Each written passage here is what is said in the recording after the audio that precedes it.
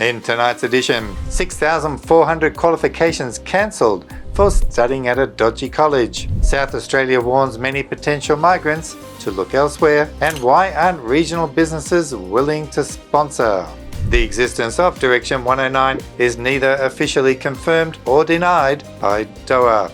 Where are all the trade occupations in the 482 visa? And VETASSESS limits its service so it can go on holiday.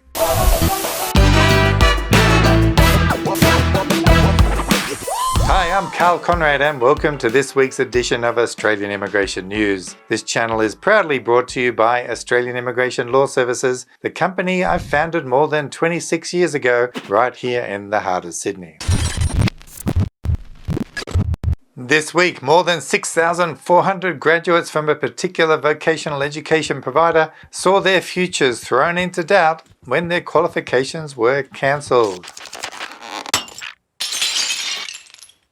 According to the Australian Skills Quality Authority, called ASQA, they found Australian Education and Career College had issued qualifications without appropriate training or competency-based assessment by qualified assessors between the 1st of January 2023 and the 19th of October 2024.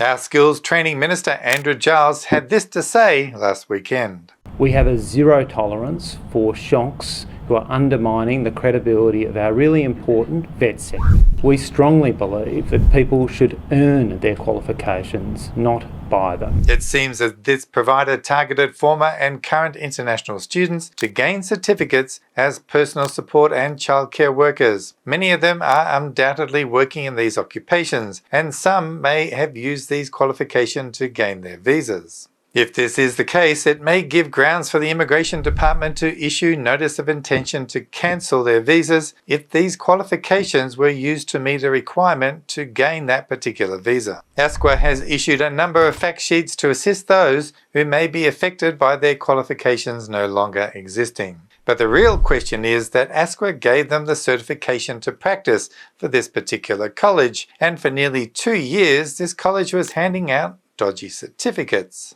It doesn't say much for the government's ability to keep an eye on the quality control, does it? Especially it seems the only way they found out was because someone dobbed them in. Really, ASQA, is this the best you can do? The ABC ran a story this week about the shortage of tour guide operators and how they are now listed on the new Jobs and Skills Australia occupation shortage list. Tourism operators like Roderick Rees say the shortage makes it impossible to capitalise. We're advertising a multitude of jobs. We've got about 30 positions available at the moment. He's welcomed a federal government move to add the profession to the National Occupation Shortage List. By checking tour guides as the occupation, you can see there is a national shortage, but not in New South Wales. What struck me in the ABC report was that here we have a large tourism operator who indicates a genuine shortage of about 30 people, and the occupation is recognised in shortage by JSA. What is it about the migration system that is letting down regional businesses to be able to sponsor the staff they need? The ability to sponsor occupations usually not on the 482 employer-sponsored list, such as tour guides, is partially solved by the Designated Area Migration Agreements, known as DAMA. There are many agreements across the country, and I'll leave a link in the description of the video where you can find them all. However, of course, there are many regional areas not covered by DAMA. Now, the Cairns Chamber of Commerce has a DAMA occupation list, and the tour operator in the story is located in Cairns.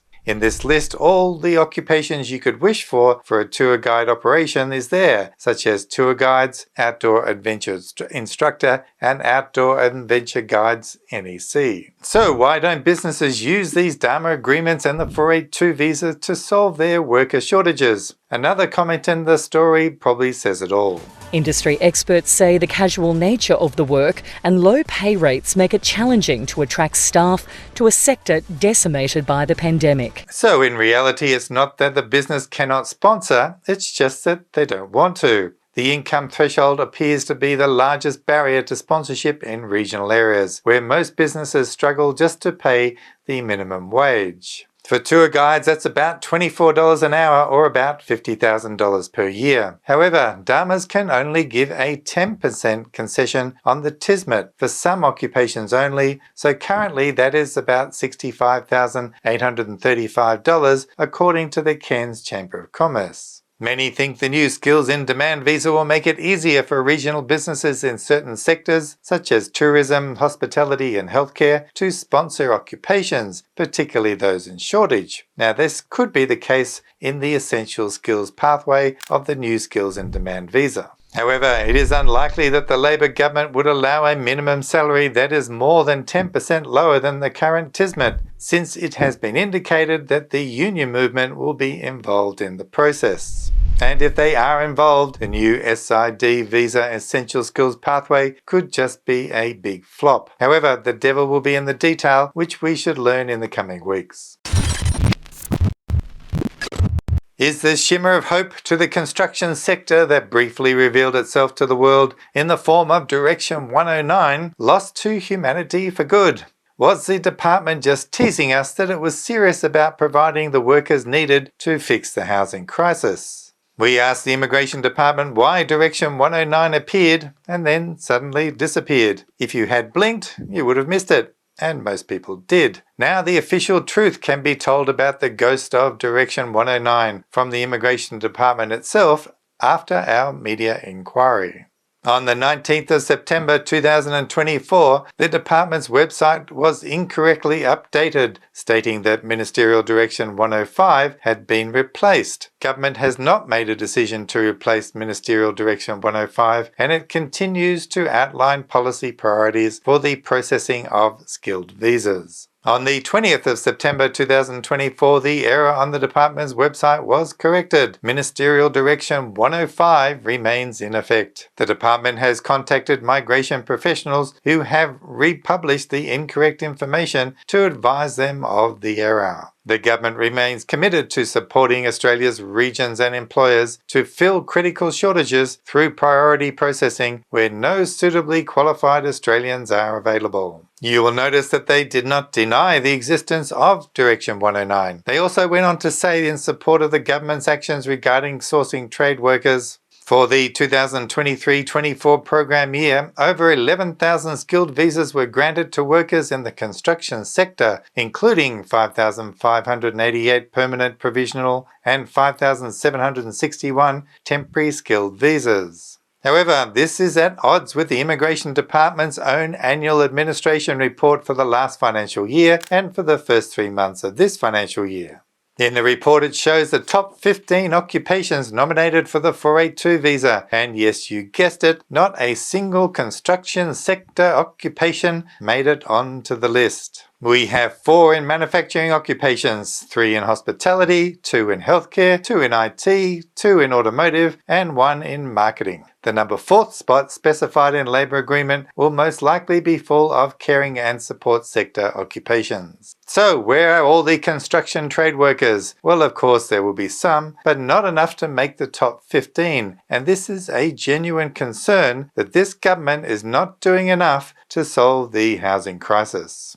We asked the Minister to clarify what occupations make up this 5,761 temporary skilled visas, but no clarification has been provided. I suspect there are not many tradies in this number, but perhaps associated with construction sector workers. Without many tradies to build the structures, these associated occupations will be useless. This week, the South Australian Government issued a warning that for certain occupations, there were too many potential applicants looking for sponsorship. Its website sent alarm bells ringing. South Australia's 2024-25 General Skilled Migration Program has experienced unprecedented levels of registration of interest applications for the following occupations: chefs, motor mechanics, and enrolled nurses. If you are one of these occupations, South Australia is telling you to explore other visa pathways such as employer sponsorship. Not a great sign for all of those in South Australia seeking state sponsorship.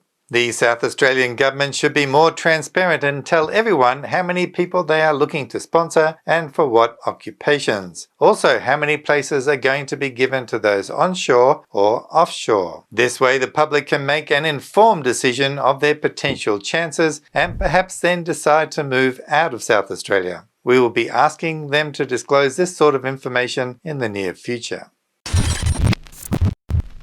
This week, the legislation surrounding the 403 Mobility Arrangement for Talented Early Professional Scheme, known as the MATES visa, was released. There is a pre-application ballot process which costs $25 and it will open in December. The simplified version of the requirements can be found on the department's website. Make sure you are aware of the visa requirements before spending $25 to enter. Otherwise, the government will be happy to take that money, never to be seen again. Good luck to all of you who enter the ballot.